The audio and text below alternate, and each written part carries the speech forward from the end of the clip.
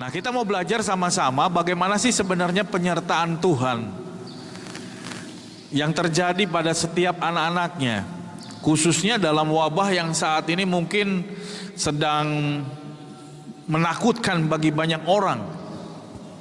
Seharusnya kita tidak takut, tapi apa yang harus kita lakukan menghadapi situasi-situasi yang seperti ini? Ya. Nah, sebelum kita masuk dalam firman Tuhan, kita mau sedikit tahu tentang virus corona itu.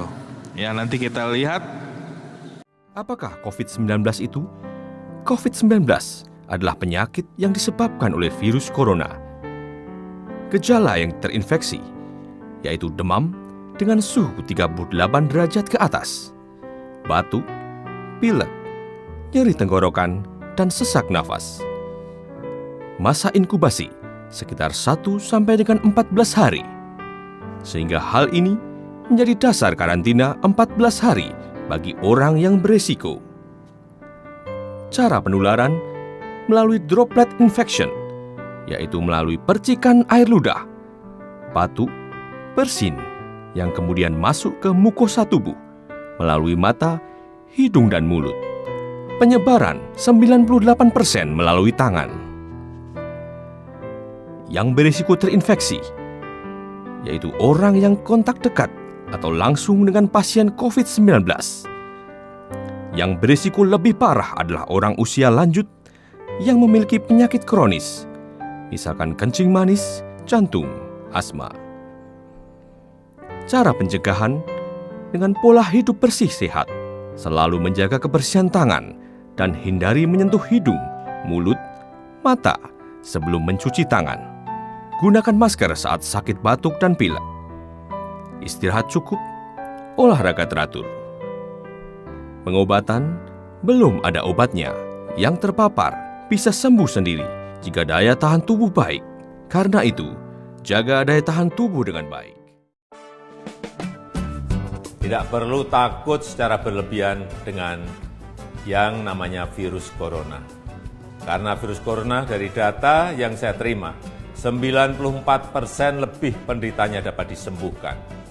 Jadi sebetulnya musuh terbesar kita saat ini adalah bukan virus itu sendiri, tapi rasa cemas, rasa panik, rasa ketakutan, dan berita-berita hoax serta rumor. Kita sebenarnya harus yakin dengan fakta, informasi, solidaritas bersama, dan gotong royong. Ini adalah virus yang bisa terjadi biasa saja, kita nggak perlu takut. Nah, seringkali malah ketakutan itulah seharusnya dipertanyakan. Ya, dan virus ini sebenarnya bisa hilang sendiri begitu. Ya, langsung bisa hilang sendiri. Tapi sekarang ketakutan-ketakutan begitu menguasai banyak orang, sehingga akhirnya ketakutan itulah yang sekarang mulai menjadi virus itu sendiri. Ya, membuat orang takut pergi kemana-mana, takut buat apa-apa, bahkan sampai ke gereja pun nggak berani lagi. Tapi di gereja Jalan Ratu Mangku ini luar biasa. Ya, mau berita tentang virus tetap datang pada malam hari ini. Amin. Ya, mari kita akan buka bersama-sama di dalam Mazmur pasal 91. Ayat yang pertama sampai dengan ayat yang ke-16. Di dalam Mazmur pasal 91 ayat 1 sampai dengan ayat 16 dikatakan di dalam judul yang diberikan oleh Lembaga Alkitab Indonesia, dalam lindungan Allah. Firman Allah berbunyi seperti ini. Orang yang duduk dalam lindungan yang maha tinggi dan bermalam dalam naungan yang maha kuasa akan berkata kepada Tuhan, tempat perlindunganku dan kubu pertahananku, Allahku yang ku percayai. Sungguh dialah yang akan melepaskan engkau dari jerat penangkap burung dan dari penyakit sampar yang busuk. Dengan kepaknya ia akan menudungi engkau, di bawah sayapnya engkau akan berlindung. Kesetiaannya ialah perisai dan pagar tembok. Engkau tak usah takut terhadap kedahsyatan malam, terhadap panah yang terbang di waktu siang, terhadap penyakit sampar yang berjalan di dalam gelap, terhadap penyakit menular yang mengamuk di waktu petang. Walau 1.000 orang rebah di sisimu dan 10.000 di sebelah kananmu, tetapi itu tidak akan menimpamu. Engkau hanya menontonnya dengan matamu sendiri dan melihat pembalasan terhadap orang-orang fasik. Sebab Tuhan ialah tempat perlindunganmu, yang maha tinggi telah kau buat tempat perteduhanmu.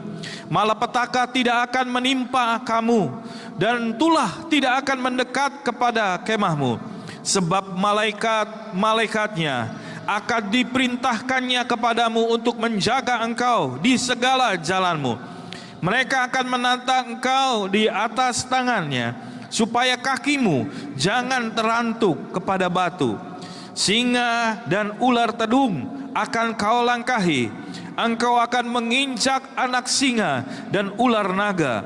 Sungguh hatinya melekat kepadaku, maka aku akan meluputkannya. Aku akan membentenginya, sebab ia mengenal namaku. Bila ia berseru kepadaku, aku akan menjawab. Aku akan menyertai dia dalam kesesakan. Aku akan meluputkannya dan memuliakannya. Dengan panjang umur akan kukenyangkan dia, dan akan kuperlihatkan kepadanya keselamatan daripadaku. Nah, Bapak Ibu Saudara yang dikasihi Tuhan, ayat-ayat ini berbicara tentang perlindungan Tuhan yang nyata bagi setiap orang. Firman Allah berkata bahwa Allah itu akan melindungi umatnya. Firman Allah berkata bahwa Allah itu akan membela umatnya, bahkan melepaskan umatnya dari segala yang tidak benar yang ada di sekitarnya. Tapi ada beberapa hal yang harus kita perhatikan untuk kita sungguh-sungguh mendapatkan pembelaan Tuhan. Firman Allah berkata tentang orang yang duduk dalam lindungan yang maha tinggi. Ini berbicara tentang orang-orang yang dekat dengan Tuhan. Ini berbicara tentang orang-orang yang bersama-sama Tuhan. Ini berbicara tentang orang-orang yang ada selalu di dalam hadirat Tuhan. Maka firman Allah berkata orang-orang seperti itu, itulah yang akan dilindungi Tuhan. Orang-orang seperti itu, itulah yang akan dibela Tuhan. Orang-orang seperti itulah yang akan terluput dari apapun yang juga akan menjamah dia. Firman Allah berkata, saudara, tentang penyakit sampar yang begitu mengerikan. Firman Allah juga berbicara tentang ular tedung yang siap untuk menerkam kita. Bahkan firman Allah juga berbicara tentang malapetaka ayat 10 ya, yang akan menyerang kita, yang akan berusaha menguasai kita. Firman Allah berkata bahwa Allah akan meluputkan semuanya itu dan membela kita. Beberapa orang, saudara, sangat ditakutkan dengan masalah-masalah yang virus corona ini. Harus bisa membedakan apa yang disebut namanya waspada dan apa yang disebut dengan takut. Takut dan waspada itu adalah dua bagian yang berbeda. Ya, kalau waspada itu artinya kita mempersiapkan diri, artinya kita berusaha untuk mencegah, artinya kita berusaha untuk menghalangi supaya tidak terjadi. Ya, ada informasi dari pemerintah yang dikatakan bahwa penyakit ini, saudara, itu menguasai banyak orang-orang yang bermasalah dengan imunitas tubuhnya. Jadi karena dia bermasalah dengan imunitas tubuhnya, kekebalan tubuhnya, maka dia terkena penyakit itu. Tetapi orang-orang yang punya imunitas yang kuat, tubuh yang kuat, maka dia bisa terhindar dari penyakit itu. Dari kasus-kasus kematian yang terjadi, itu terjadi orang-orang yang sudah agak lanjut umurnya, yang sudah agak tua gitu ya. Dan kemudian diselidiki lagi, ternyata mereka juga memiliki penyakit-penyakit sebelumnya.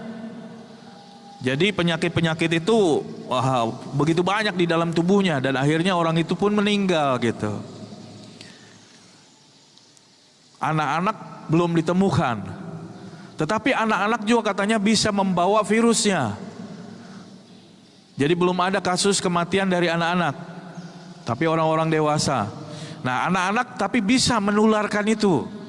Ya, karena itu dari sentuhan tadi, dari percikan tadi yang tadi kita sudah lihat videonya. Nah, tapi jangan sampai kemudian, saudaraku, sikap yang kita waspada menghindari dari hal-hal seperti itu membuat akhirnya kita menjadi begitu takut. Sampai kita nggak berani melakukan apapun. Bahkan sampai kita ke gereja pun tidak berani. Saya pernah katakan kepada beberapa orang, apa yang terjadi pada zaman Yesus? Apakah zaman Yesus tidak ada virus juga? Apakah zaman Yesus tidak ada penyakit juga? Banyak, bahkan Yesus dikelilingi oleh orang-orang yang seperti itu. Firman Allah berkata bahwa berbondong-bondong itu orang membawa orang-orang sakit, mereka yang bermasalah kepada Yesus untuk Yesus bisa sembuhkan semua orang. Lalu ada orang bilang begini, lah itu kan Yesus, kita kan bukan Yesus, katanya dia bilang gitu ya. Nah, saudara-saudara, tahukah bahwa Allah memberikan juga kepada kita kuasa yang sama? Dia memberikan kuasa juga pada murid-muridnya yang sama. Firman Allah berkata tanda-tanda ini akan menyertai orang-orang yang percaya.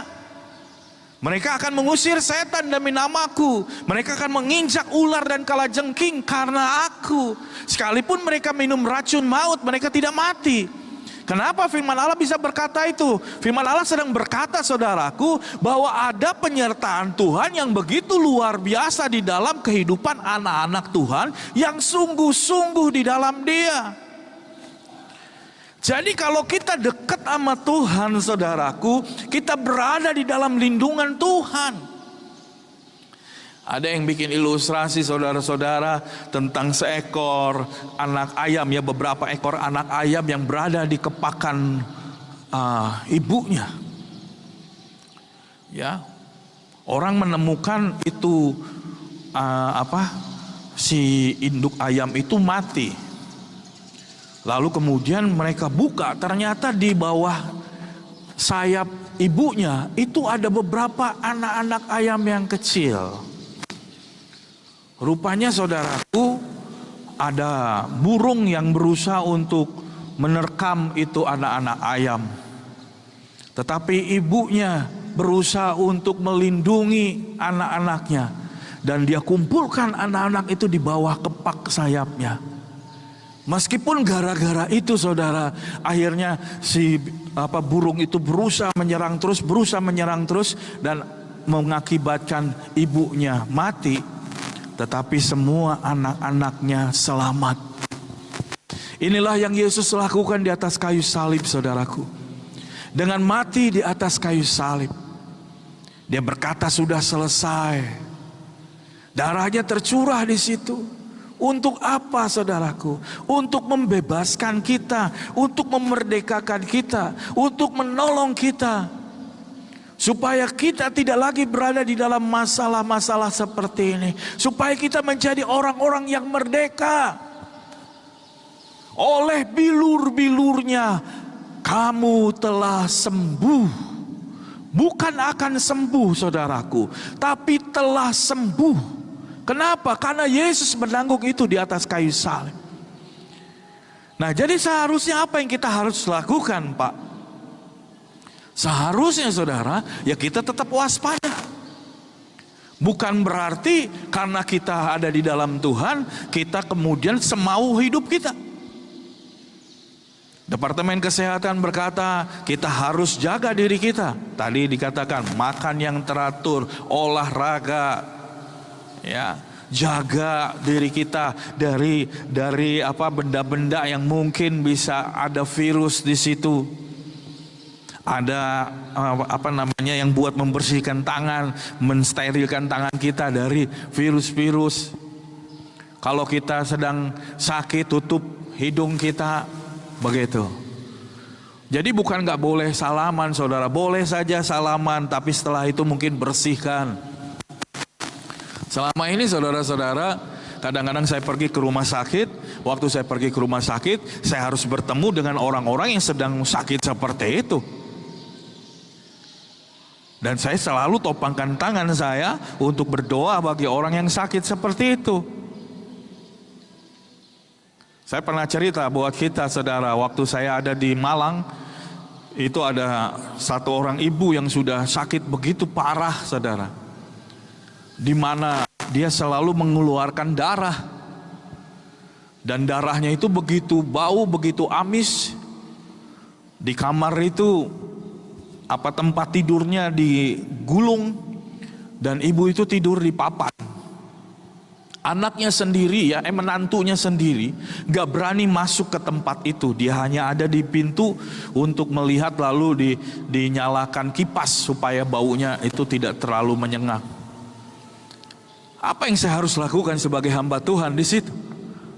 Apakah saya juga harus berdoa dari jauh dan berkata dalam nama Yesus sembuh engkau? Saya harus duduk di samping dia. Saya harus berbicara kepada dia. Apalagi ketika saya mau pulang setelah doa, saudara, ibu itu memegang tangan saya dan berkata, jangan pergi. Nah, nanti siapa yang temanin ibu di sini? Lalu saya bilang kepada ibu, ibu tenang saja, nanti saya akan datang lagi ke tempat ini. Nah, saudara, pasti di situ juga ada virus-virus, ada penyakit-penyakit yang mungkin bisa mempengaruhi kita. Tetapi karena Tuhan melindungi saya, saudaraku, maka saya nggak ada masalah dengan itu. Dalam perlindungan yang maha tinggi itu, naungan Tuhan itu nyata, saudara, dalam hidup kita. Allah menolong kita, membawa kita. Saya melihat masalah ini, saudara, sebagai penuaian besar-besaran yang akan terjadi, bukan hanya di Indonesia, tapi di seluruh dunia. Di mana anak Tuhan, dia akan mulai mengusir itu virus, berdoa buat mereka, dan melihat kebangunan-kebangunan rohani terjadi. Ada pertobatan-pertobatan, ada kesembuhan-kesembuhan. Saya justru melihat itu yang akan terjadi, saudara. Jadi siap-siap akan ada panen raya yang begitu besar, di mana gereja-gereja akan penuh dengan jiwa-jiwa, di mana ada banyak orang bertobat karena mereka melihat ada kebesaran di dalam Yesus. Sampai saat ini belum ada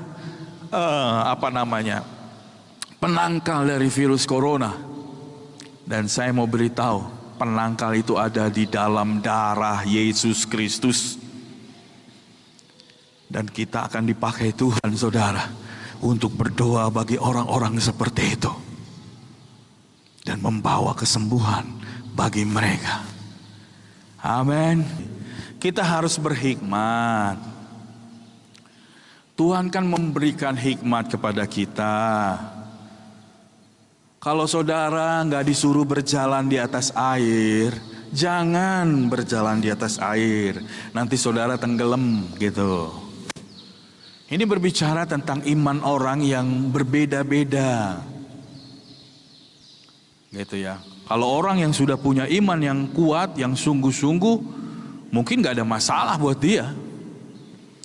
Tetapi kalau dia mungkin belum sampai kepada iman itu, jangan kemudian nantangin gitu. Nantangin, mana nih orang yang punya virus nih, saya datangin dia, gitu. Itu namanya nantangin, saudara. Ya, janganlah seperti itu. Kita harus bijaksana, kita harus berhikmat. Tuhan kan sudah beri kemampuan buat kita. Saya melihat ada sesuatu yang sedang dimanfaatkan oleh si jahat, saudara, yaitu iblis. Pertama, saudara, memberikan rasa takut. Begitu takutnya kita. Padahal Allah tidak memberikan kepada kita roh ketakutan. Seharusnya tidak boleh ada ketakutan di dalam Tuhan. Sebab firman Allah berkata bahwa orang yang duduk dalam lindungan yang maha tinggi dan bermalam dalam naungan yang maha kuasa, itu adalah orang-orang yang akan menjadi aman.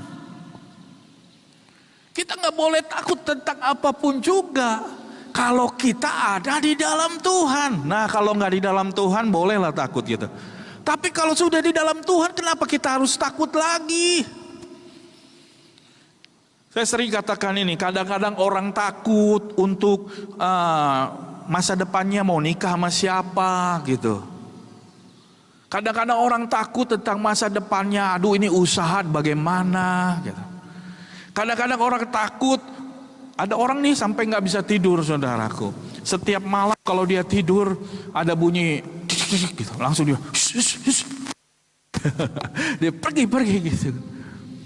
Jadi dia selalu berpikir ada maling mau datang kepada dia. Dia berpikir selalu ada penjahat yang mau merampok dia. Dia berpikir saudara-saudara bahwa ada roh jahat yang akan mendatangi dia. Ada ketakutan di dalam hidup dia yang begitu menguasai kita, begitu menguasai dia. Dan sebenarnya masalah itu terjadi karena orang ini nggak berada di dalam hadirat Tuhan.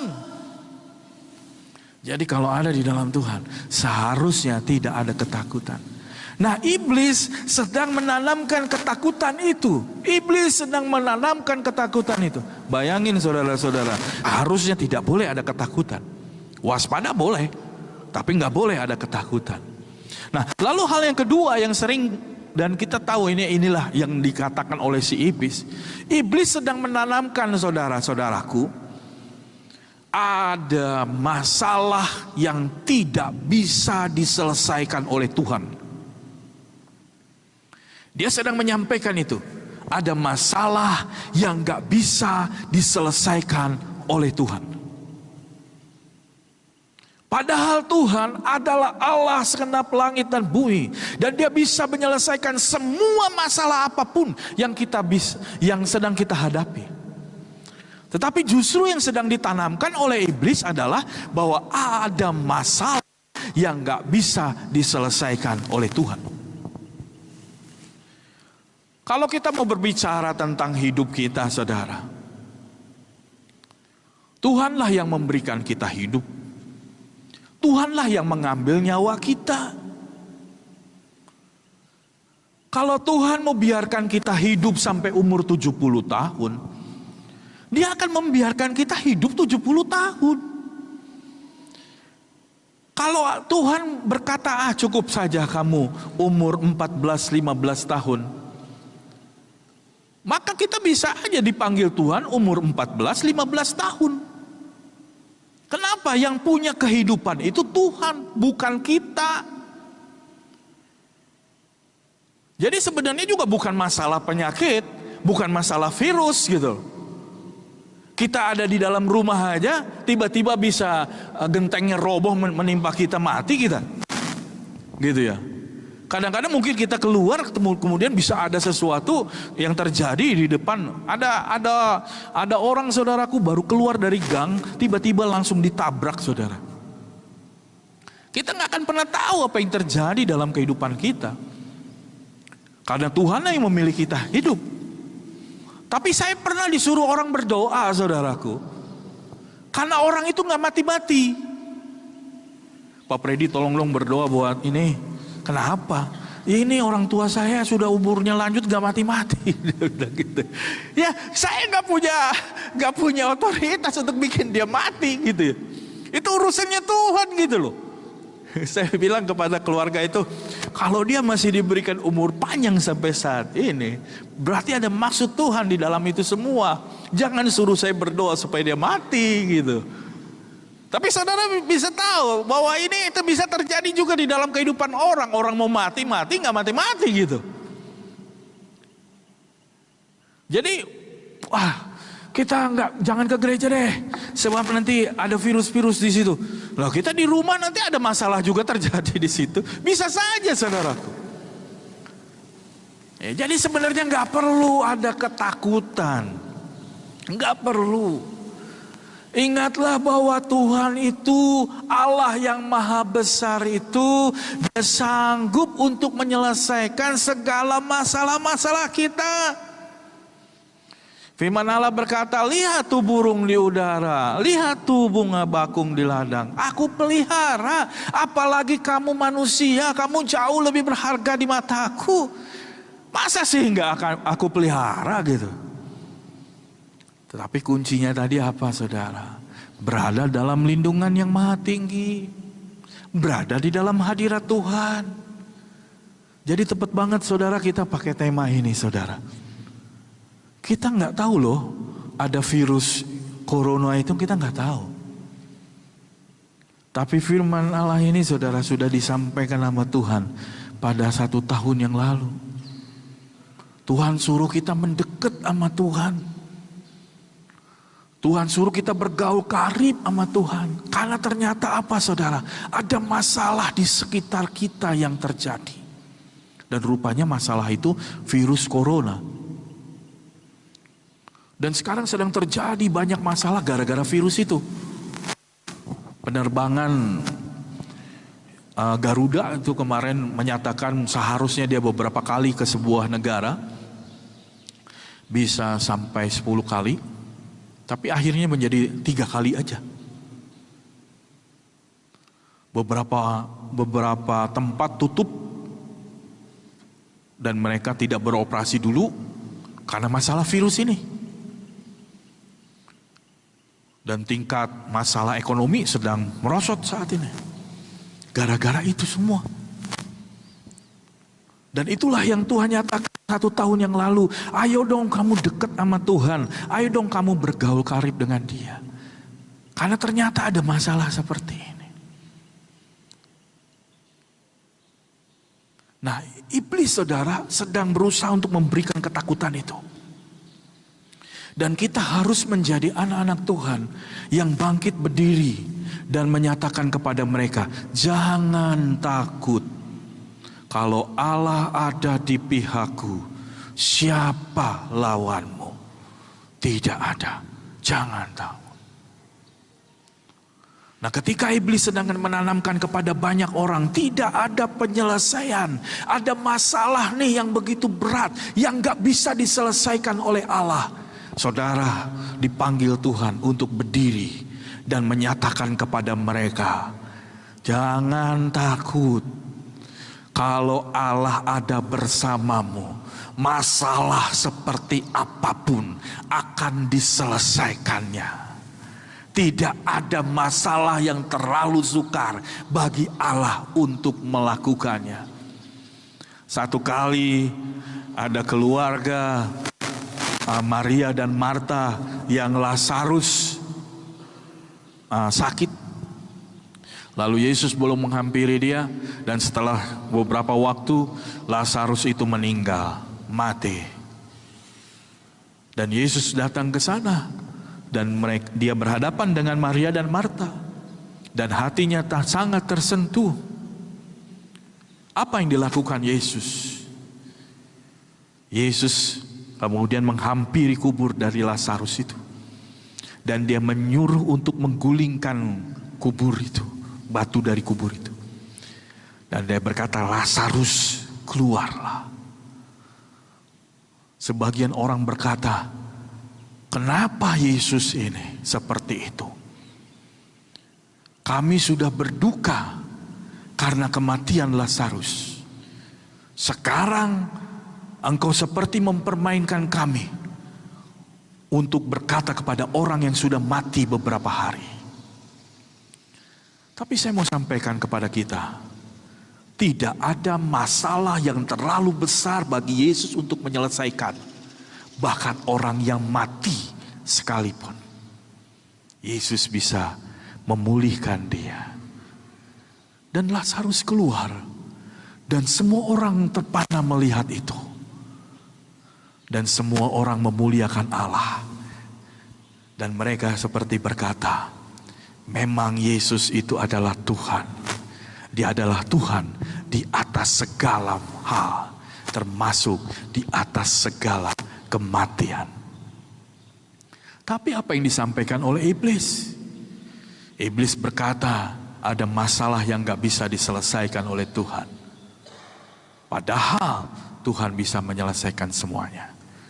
Lalu hal yang ketiga saudara, yang itu disampaikan oleh iblis, yang seharusnya tidak boleh terjadi.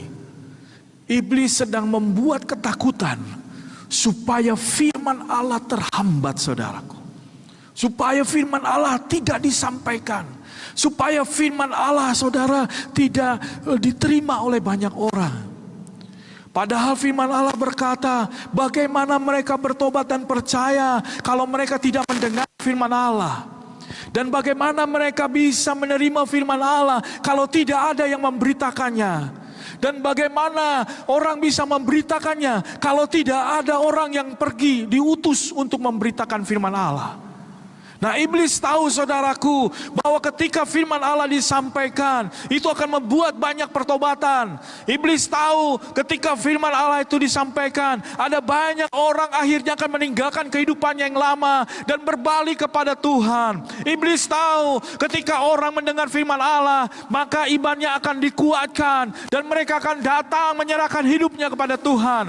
Iblis tahu kalau firman Allah itu disampaikan maka penghuni kerajaan neraka akan semakin berkurang karena mereka semuanya akhirnya justru akan pergi kepada kerajaan surga.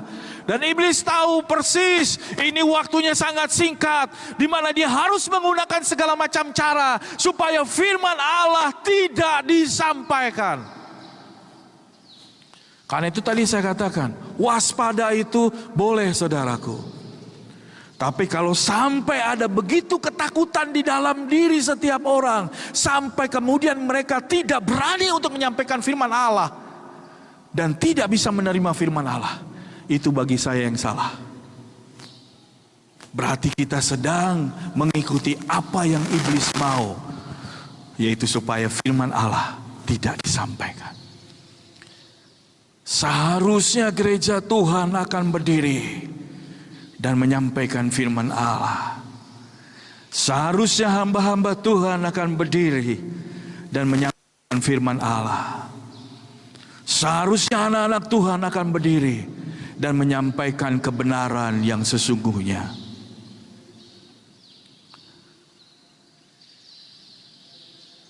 Kita harus tetap jaga tubuh kita. Kita harus tetap jaga kesehatan kita. Kita harus jaga kekebalan tubuh kita. Tapi jangan sampai ketakutan yang ada, yang kita dengar dari sekeliling kita, akhirnya begitu menguasai kita, akhirnya kita menjadi sakit karena ketakutan kita sendiri. Ada orang sakit karena ketakutannya sendiri, saudaraku. Padahal firman Allah berkata, hati yang gembira adalah obat. Obat yang manjur.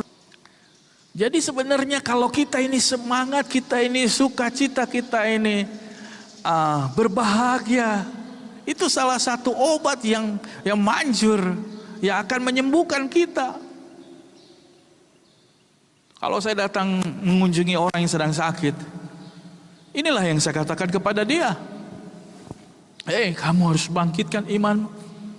Kau harus bangkitkan semangatmu. Karena hanya itu saja yang bisa menyembuhkan engkau. Tapi kalau orang itu kita datang ke dia, lalu dia bilang, aduh Pak Freddy, sebentar lagi saya sudah mau mati. Waduh, tubuh saya sudah begitu. Dia terus begitu. Dan betul saudara, orang itu kemudian mati gitu. Saya pernah ketemu orang yang sedang sakit kanker. Dan orang ini kata, dokter, dia paling bertahan 3 bulan aja sudah meninggal gitu. Waduh, cuman tulang berbalut kulit, kurus sekali. Dan saya datang ke situ dan saya berbicara banyak kepada dia, membangkitkan dia, dan dia bersukacita. Dengan badan yang seperti itu saudara, dia mencoba untuk tersenyum. Dan ketika dia tersenyum, justru saya nangis saudara. Karena tubuhnya sudah seperti itu. Dan dia mencoba untuk tersenyum. Saya nangis. Lalu dia bilang begini, Pak Freddy jangan nangis. Kalau Pak Freddy nangis, saya nggak suka. Pak Freddy harus tersenyum. Ketika Pak Freddy tersenyum, saya sangat senang. Saya mencoba tersenyum melihat dia seperti itu. Dan dia meninggal, saudara, setelah 6 bulan dari perkataan dokter itu. Tubuhnya meninggal, saudara, mati bersatu dengan tanah. Tetapi saya tahu persis roh orang itu sungguh-sungguh sampai kepada Tuhan. Dan itu pengalaman yang gak saya bisa lupakan, saudara. Tentang bagaimana orang yang mendekati kematian. Nah, beberapa kali saya berada di dalam situasi seperti itu. Tuhan bawa saya kepada orang-orang yang mau menuju kepada kematian. Dan saya bisa lihat persis orang yang sungguh-sungguh di dalam Tuhan sama orang yang gak sungguh-sungguh dalam Tuhan itu beda, saudara. Kalau orang-orang yang sungguh-sungguh di dalam Tuhan, ketika dia mau menuju kematian itu, dia sukacita, dia senang. Karena dia mau ketemu dengan Bapa di surga. Tetapi kalau dia gak sungguh-sungguh di dalam Tuhan, ada semacam ketakutan di dalam diri dia. Dan dia seperti pegang tangan saya dan berkata, tolong Pak Freddy berdoa buat saya, tolong Pak Freddy berdoa buat saya. Saya takut. Itu seperti itu, saudara.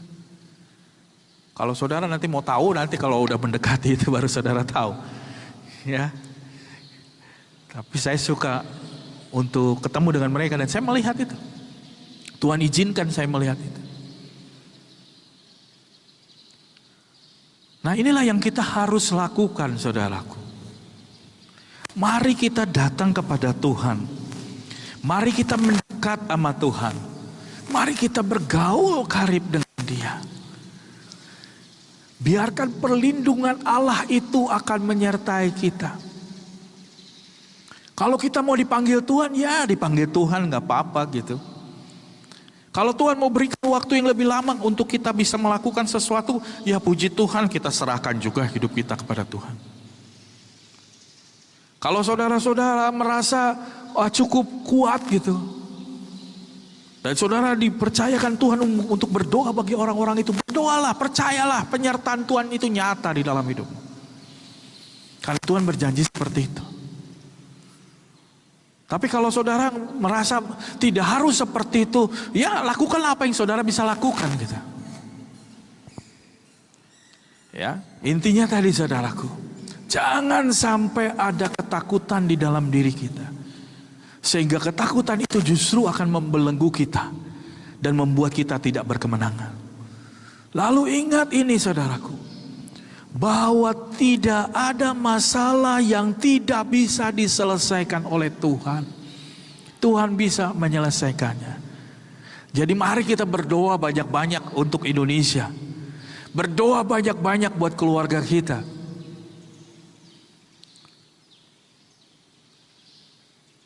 Ya, dan yang ketiga saudara, iblis berusaha untuk kita tidak menyampaikan berita firman Allah.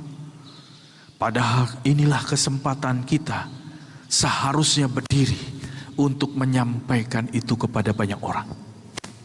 Saya melihat saudara akan ada penuaian besar-besaran terjadi di kota kita, terjadi di atas Indonesia, bahkan terjadi di dunia ini. Saya melihat ada orang-orang yang berbalik dari kehidupan yang jahat. Saya melihat ada orang-orang yang kemudian mendekat kepada Tuhan dan masuk di dalam perlindungannya. Saya melihat banyak anak-anak Tuhan akhirnya dipakai Tuhan menjadi penyampai pesan ini, kabar baik ini. Kenapa saudara? Karena Tuhan suruh kita untuk berdiri menyatakan ini kepada banyak orang, kepada apa yang sedang terjadi di sekitar kita. Bahwa kita punya Tuhan yang luar biasa, yang dahsyat atas kita dan atas semua orang. Siap saudara menjadi penyampai kabar baik? Ya nanti kalau ketemu di rumah, ketemu di mana-mana, sampaikan tentang hal ini. Bahwa ada jalan keluar di dalam Yesus yang bisa menolong mereka. Bangkitkan imannya, bangkitkan semangatnya, dan biarlah kemuliaan Tuhan boleh memberkati. Haleluya.